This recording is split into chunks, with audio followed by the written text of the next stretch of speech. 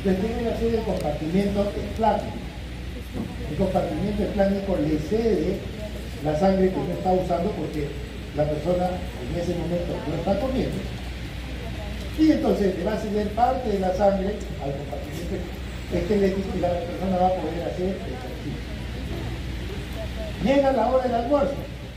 Voy a almorzar. Bueno, si van a almorzar, el compartimiento esplánico quiere mucha sangre. Y el esquelético, que no está trabajando, le va a ceder parte de su volumen de sangre. Esto es dinámico, no es estático. Pero vean ustedes que las dos estructuras más importantes, el músculo esquelético y el tubo digestivo, comparten y tienen que trabajar en forma coordinada. ¿Estamos? Entonces, pregunto, si la persona hace ejercicio, ¿debe comer inmediatamente? ¿Por qué? Porque la sangre, ¿dónde está? En los músculos. ¿Cómo? Si la digestión hasta las patas voy a estar mal. Entonces, cuando una persona hace ejercicio, primero no debe estar con el estómago lleno. ¿Qué es lo que sucede con cierta frecuencia? Ahora, por ejemplo, en época de verano, la gente se va a la playa y están ahí con su comida pues muy copiosa y no solamente comen, sino toman qué cosa, cerveza, licor. Entonces comen y se meten al mar, se ponen a nadar. ¿Qué les va a pasar si están nadando? Calambre, pues. ¿Por qué le va a dar calambre? Porque la sangre está ¿en dónde? En la barriga. Y por eso hago a la gente. Bueno, ya sabes por qué. ¿Cómo hacerles entender eso a las personas? ¿Cómo se puede? ¿Me entenderán ustedes, no? Son capaces de decir lo que no entendía. Si la persona tiene el flujo sanguíneo se distribuye dependiendo de lo que hagamos. En el cerebro, por ejemplo, 14% en gasto cardíaco. ¿Están ustedes usando su cerebro? Ojalá que sí. Ojalá que sí. Pues parte de la sangre de pues a su cerebro se están pensando. Y si no están pensando, todo estará en los pies, estará en los músculos. Nosotros tenemos compartimientos que son dinámicos, no son estáticos. Y cada órgano, lógicamente, hay unos que jalan más oxígeno. ¿Sí? El cerebro gasta más oxígeno. Vean ustedes cuánto gasta, 21%. ¿Por qué? Porque el trabajo de leer, de estudiar, gasta energía y gasta oxígeno. ¿Estamos?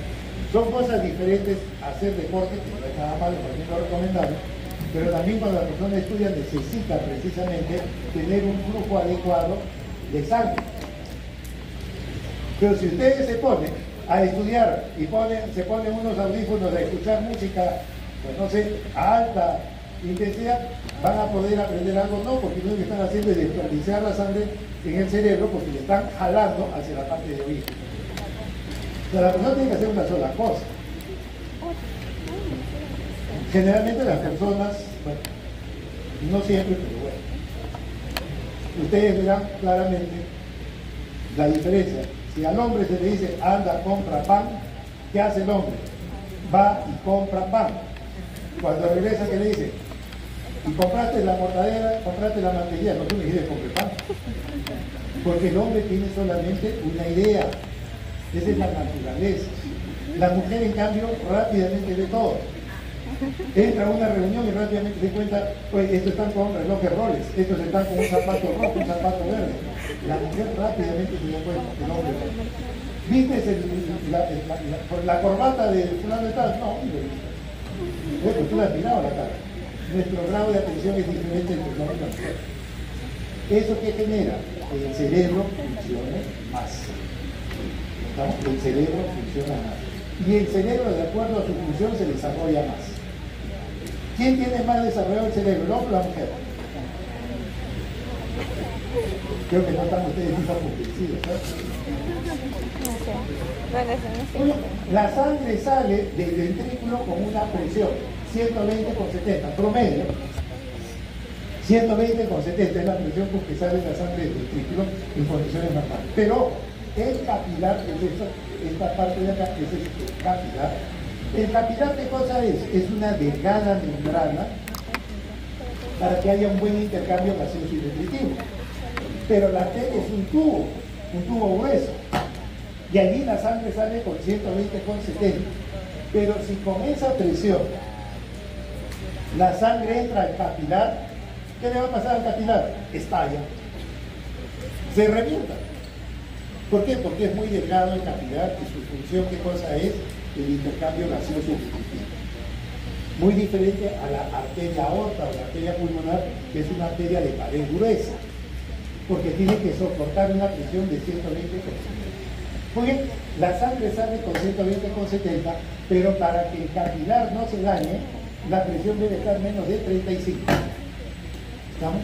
Para que el capilar no se dañe, la presión debe estar menos de 35. Si está por encima de 35, el capilar se va a empezar a dañar. ¿Estamos? Se va a empezar a dañar. Entonces, la sangre sale con una presión de 120/70. Pero al capilar debe llegarle en 35. ¿Cómo le quito fuerza a la sangre? ¿Ah? ¿Cómo le quito fuerza a esa? ¿Cómo le quito presión? A ver, pongamos otra cosa. La sangre sale más o menos a una velocidad de 40 centímetros por segundo. Así sale, 40 centímetros por segundo. Pero al capilar debe llegar con una velocidad de medio, 1 o 2, máximo 2 milímetros por segundo. Pero la velocidad es de 40 centímetros por segundo. ¿Cómo hago que esa velocidad disminuya? ¿Ah? El que le va a quitar la fuerza van a ser los vasos de mediano y pequeño calibre a través de la resistencia vascular. ¿Se acuerdan lo que decía? La resistencia vascular, arteria abierta, arteria cerrada. La resistencia vascular periférica, lo que le va a decir, como son arterias chicas, no son la gran aorta, sino arterias de mediano y pequeño calibre, son arterias musculares, son estructuras duras. Estas arterias de mediano y pequeño calibre le dicen, tú vas a querer pasar, pero me dejas parte de tu energía. Yo entro con 120 y voy avanzando con los vasos de mediano y pequeño calibre y mi presión empieza a bajar a 80, 60, 50. Voy avanzando con una velocidad de 40. Conforme voy avanzando, mi velocidad va disminuyendo y voy bajando de 40 centímetros a llegar a 1 o 2 como máximo milímetros por segundo. ¿Quién le quita toda esa fuerza? La resistencia vascular periférica. ¿Dónde está la resistencia vascular periférica? En las arterias de mediano y pequeño calibre, que son tubos musculares. Son tubos musculares por donde la sangre al pasar tiene que ceder su energía a las paredes del vaso y seguir avanzando. Y de esa forma la presión, la velocidad disminuye para que pueda entrar a los capilares y no dañar. Vean la importancia de la resistencia vascular periférica. Si no, el capilar se puede dañar. Es muy importante que ustedes vean estos elementos. Muy bien. Vayamos a ver ciertas circulaciones que son importantes. Uno son las coronarias. ¿Qué es más o menos? Esa es la distribución. ¿Por qué la gente sufre tanto de problemas coronarios? Pues cuando la sangre cambia de dirección, y vean ustedes cuántas veces estas son las coronarias que tienen la forma de una corona y salen cruzadas. Pero vean ustedes cómo cambia de dirección a cada rato el vaso sanguíneo, cambia de dirección y encima viene la sístole y la diástole. Y entonces, si ustedes aprecian, por ejemplo, un río cuando avanza, pues las cosas que llevan avanzan por el centro. Es una cuestión también dinámica, física. Pero cada vez que el río cambia de dirección, cuando cambia de dirección, bota el exceso. Botan las ramas, botan las piedras a los extremos. Cada vez que el río cambia de dirección, botamos el exceso hacia los extremos. Pues bien, cuando la sangre avanza a través de esta coronaria, esta que está acá, si avanza recto no pasa nada. Pero como cambia de dirección a cada rato, cada vez que cambia de dirección, lo que está en exceso se empieza a quedar en las paredes de las arterias. ¿Y qué puede tener en exceso? Colesterol. Y por eso es que el colesterol se deposita en las coronarias. Las coronarias se obstruyen y bueno, en el corazón pues si se obstruye una arteria te puede matar. Pero eso puede suceder en cualquier parte del cuerpo. Las coronarias, por esa distribución que tienen, hace de que la grasa se deposite en las paredes arteriales y se obstruya. Esas son las dos coronarias que bueno, han debido haber aprendido en la parte de anatomía, la coronaria derecha y la coronaria izquierda. Y eso es lo que ustedes pueden ir viendo, ¿no? En la parte superior está la coronaria izquierda, que va a dar esta arteria que es la de 50%. Y por este otro lado nace la coronaria derecha, que avanza, y se quedó acá. Y la coronaria izquierda se quedó acá. Esta zona no tiene circulación colateral. Por eso suceden los infartos. Se va obstruyendo la circulación. En teoría, esta arteria se debería unir a esta. Pero lo que sucede con el tiempo es que eso no funciona porque se obstruye detrás. Por eso es que hay los problemas cardíacos. Si la circulación fuera colateral, no hay. Muy bien, bueno, esas son nuestras coronarias. Las arterias van desde la parte externa hasta la parte interna. Y no se olviden que el corazón se nutre en diástole, no en sístole. El corazón se nutre en diástole, no en sístole. ¿Vale? El corazón se nutre en diástole, no en sístole. ¿Vale? ¿Cuánto dura, doctor? ¿Cuánto dura la sístole? ¿Cuánto dura? ¿No? ¿Cuánto dura, doctor?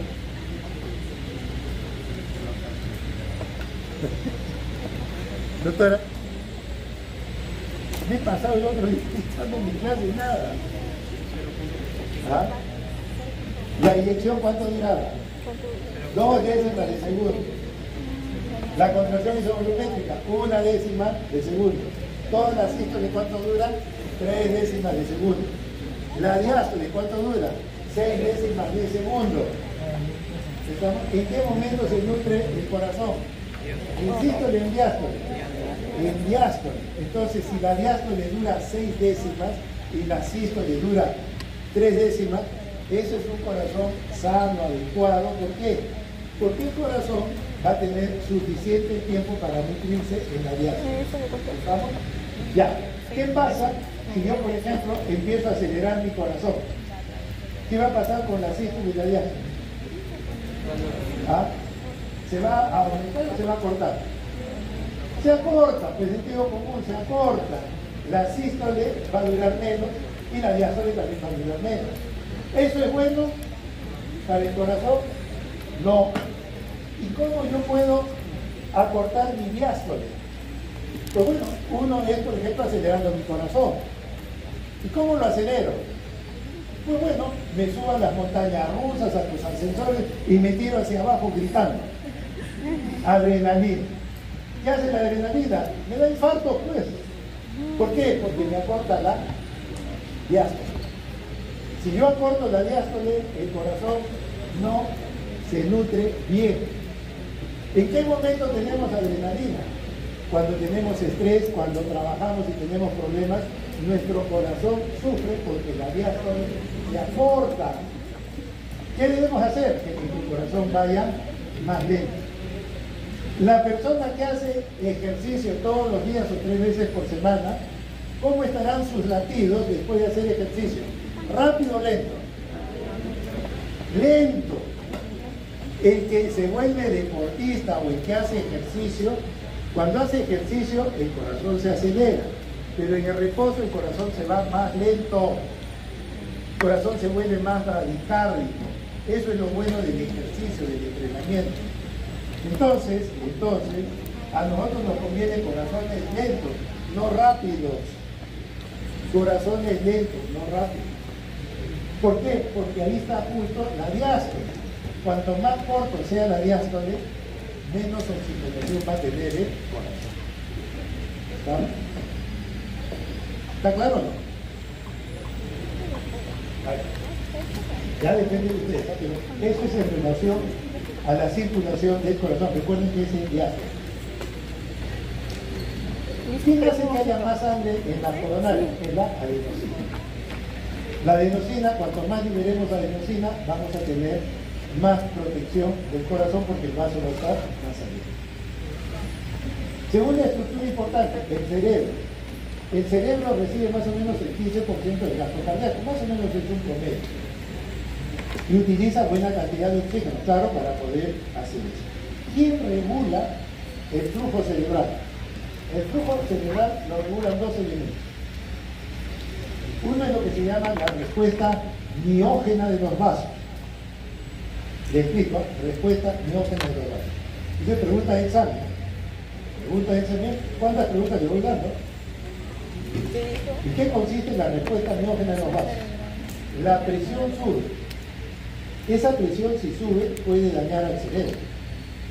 Entonces, el cerebro, para protegerse, ¿qué hace? Cierra el vaso. No puedes entrar con mucha presión, me dañas la glía, me dañas la neurona. Cada vez que la presión sube en el cerebro, el vaso se cierra, para no dañar. Cuando la presión baja, el cerebro dice, oye, yo quiero sangre, abre las arterias. Eso se llama respuesta miógena. Más presión, se cierra el vaso. Menos presión, la sangre no va a llegar al cerebro, el vaso se abre. Quiero toda la sangre que me puedas enviar. Respuesta miógena de los vasos. Segundo elemento, el CO2. El CO2 tiene que ver con qué? Con el pH. Eso tiene que ver con el pH, el CO2. Bien. El CO2, cuando aumenta en el cuerpo, se genera vasodilatación. Y cuando disminuye, vasoconstricción. Vasodilatación, cuando aumenta el CO2, vasoconstricción cuando disminuye el CO2. ¿Estamos? Esos son los dos mecanismos que regulan el flujo cerebral. La respuesta miógena de los vasos se abren y se cierran, y el otro es en relación al cerebro. Un ejemplo.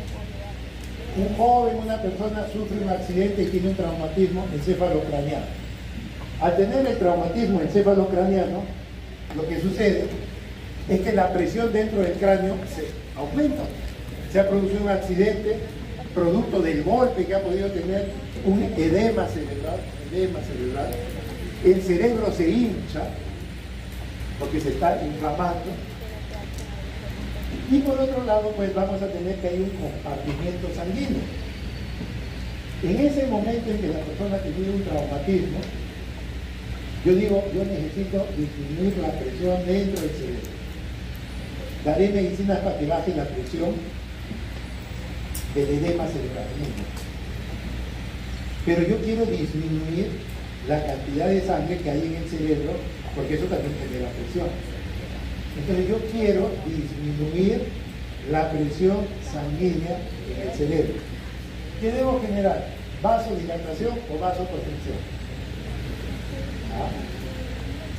Yo quiero que entre menos sangre al cerebro porque la persona ha tenido un TEC, la persona está mal, en coma, está con un ventilador, el ventilador le hace respirar, la persona tiene un edema cerebral. No quiero darle mucha sangre porque eso ocupa un espacio y ocupa una presión. Yo tengo que bajar la presión intracraneana. Entonces, ¿cómo bajo la presión intracraneana? ¿Abriendo las arterias o cerrando? Cerrándolas. Yo necesito cerrar los vasos sanguíneos para que no llegue tanta sangre. ¿Y cómo hago que se cierren los vasos? Disminuyendo qué cosa? El CO2. ¿Y cómo lo hago disminuir? ¿Cómo lo hago disminuir? Le saco el CO2 del cuerpo, es un gas. ¿Aumenta? ¿Cómo yo disminuyo el CO2? Fácil, la persona está conectada a un ventilador. Se aumenta la frecuencia respiratoria. Al aumentar la frecuencia respiratoria, la persona cada vez que respira está botando CO2. Al botar el CO2, disminuye el CO2, se produce la vasoconstricción y la persona se mejora. Eso es pues la fisiología aplicada a la clínica. Si más adelante alguien me explica eso, después ustedes no van a entender. Y yo estoy dando el sistema. El CO2 regula el flujo sanguíneo, sí. Y ya saben, si en el caso aumenta el CO2, los vasos se abren. Si disminuye, adelante. Eso tiene aplicación clínica, por eso estamos diciendo, eso es importante. El flujo cerebral depende de la respuesta miógena y del CO2.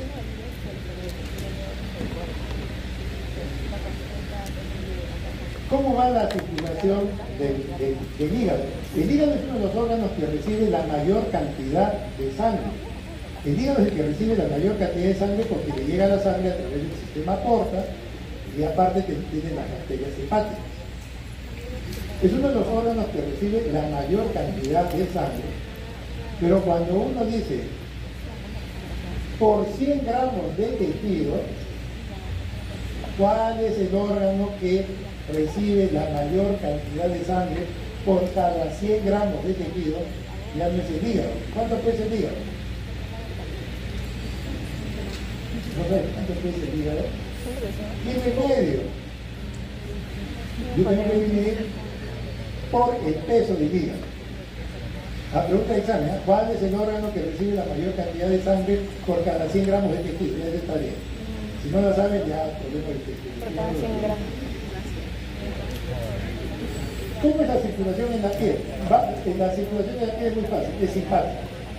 Cuando hay liberación de catecolaminas, los vasos prácticamente se cierran y cuando las catecolaminas disminuyen, el flujo aumenta. Eso es todo. El sistema simpático es el que regula la irrigación en la piel. ¿Estamos? Solamente depende del simpático. El riñón. ¿Quién es el que determina el flujo en el riñón? Pues el que determina el flujo en el riñón es precisamente el sistema renina-angiotensina. El sistema renina-angiotensina determina el flujo en el riñón. ¿Quién determina el flujo sanguíneo a nivel de los pulmones? Pues prácticamente la presencia del oxígeno. Muy bien, entonces las arterias y las venas tienen estructuras diferentes. Y ahí lo pueden ver. En la parte superior una arteria eminentemente muscular y en la parte inferior una vena eminentemente elástica. La arteria maneja presiones, la vena maneja volumen. La arteria es muscular, la vena es elástica. ¿Vamos? Y entonces vean ustedes las arterias más grandes, como la aorta y la pulmonar, tienen una pequeña capa elástica.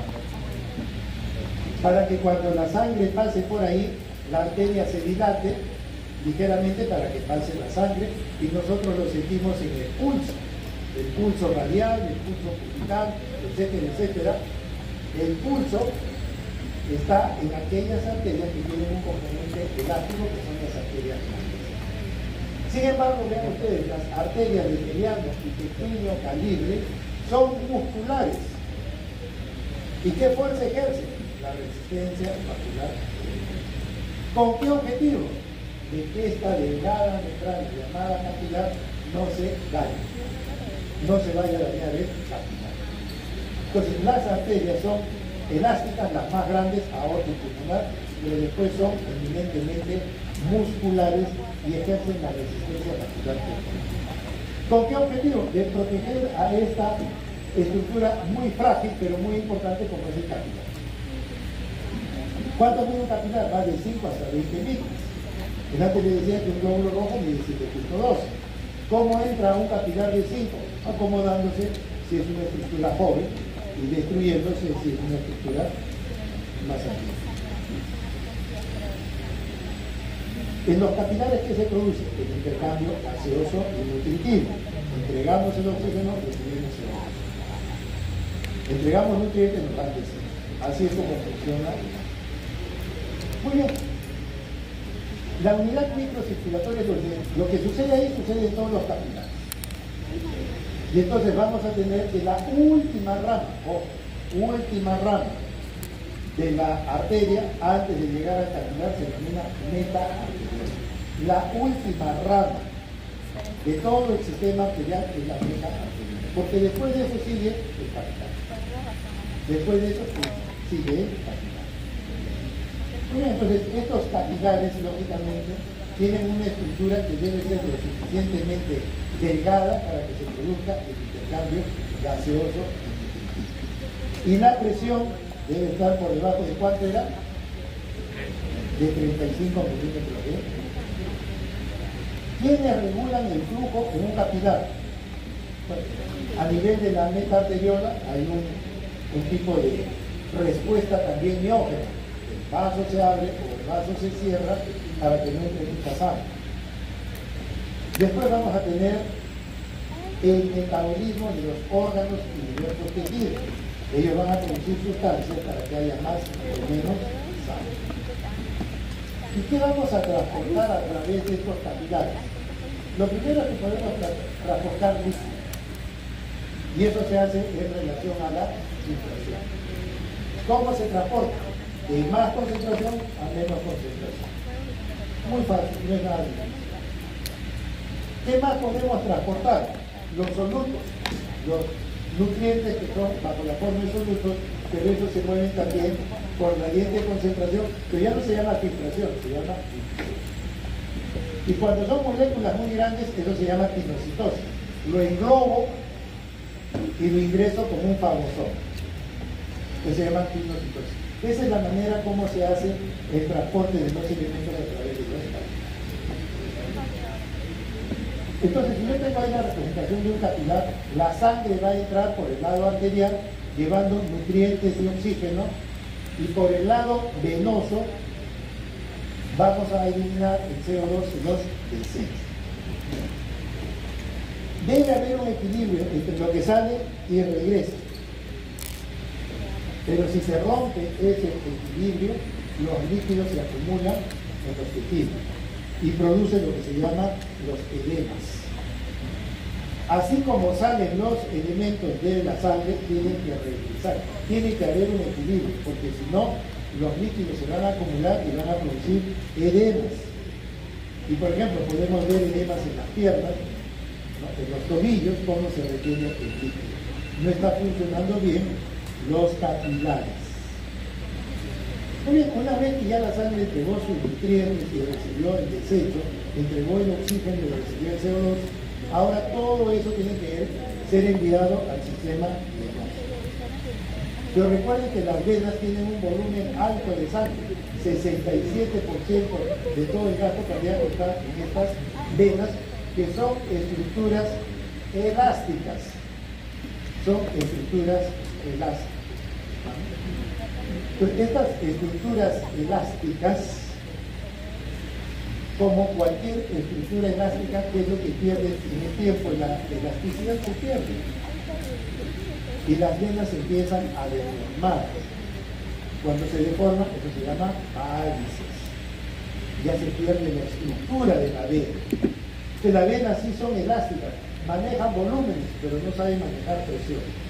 Las arterias manejan presión, pero no saben manejar volumen. Y eso está dado por su estructura. Pues bien, la sangre para que se pueda mover a través de las venas, existen una serie de válvulas. Esas válvulas van a permitir que la sangre retorne al corazón, pero cuando trata de regresar hacia los pies, inmediatamente se cierra la válvula. ¿Dónde están estas venas? Son todas las venas que están debajo del corazón. Todas las venas que están debajo del corazón tienen válvulas. ¿Para qué sirven esas válvulas? Para que la sangre regrese al corazón bajo ciertos mecanismos, pero no retorne otra vez hacia los pies. Entonces la válvula se abre en una dirección, pero se cierra en otra.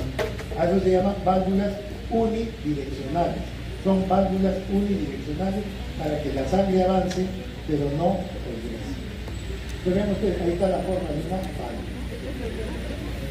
La sangre hace de que se abra la válvula, pero después se cierra herméticamente. Pues bien, ¿cómo hago que la sangre que está en los pies vaya en contra de la gravedad? Porque yo puedo entender que la sangre que está en el cerebro, en mis brazos, por la gravedad cae hacia el corazón, a través de las venas. Pero lo que está en contra de la gravedad, ¿cómo regresa? Bueno, hay aparentemente 4 mecanismos. El primero de ellos es lo que denomina la presión negativa intratorácica. ¿En qué consiste? Cada vez que yo inspiro, cuando yo inspiro, el tórax se expande y la presión dentro del tórax disminuye. La presión del tórax disminuye en relación al resto del cuerpo. Es generar una gradiente de presión. Mucha presión abajo, poca presión arriba. ¿Qué hace la sangre? Más presión, a menos presión, y de esa manera regresa la sangre hacia el cielo. Esa es la presión negativa intratorácica. Cada vez que la persona inspira sin darse cuenta, se genera una gradiente de presión. Menos presión en el tórax, mucha presión en el abdomen y miembros inferiores. Más presión, la sangre se mueve a menos presión. Así es como regresa la sangre.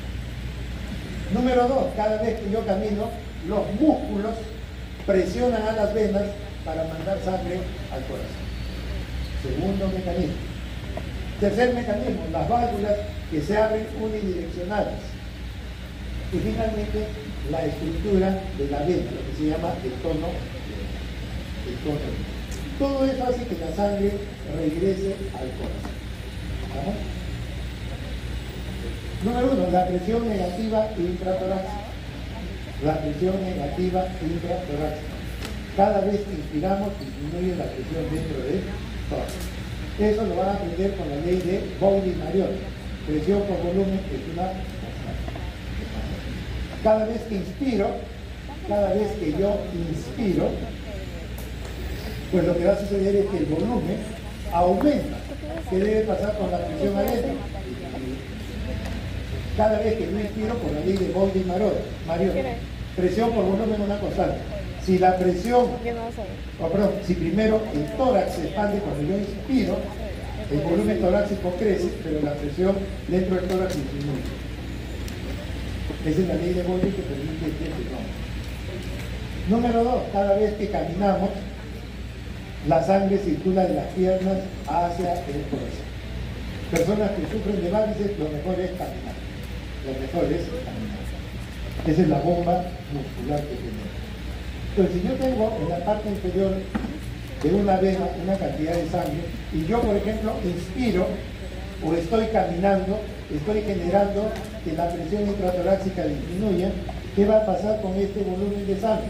Sube, ya subió, ya está arriba. Ahora, ¿qué sucede? Dejo de inspirar, sin darme cuenta dejo de inspirar, estoy en expiración.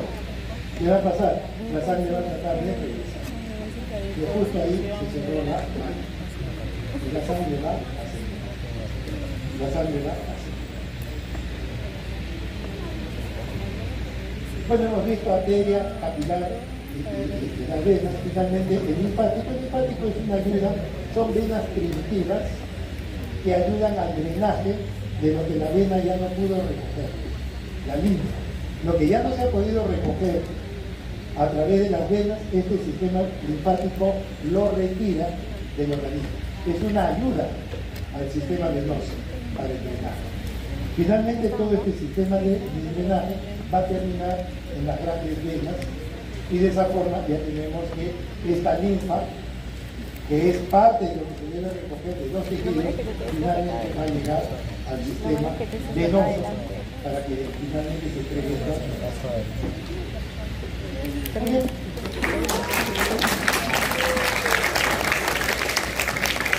Todavía falta la tercera parte. Eso se lo diré después del examen. Muchas gracias.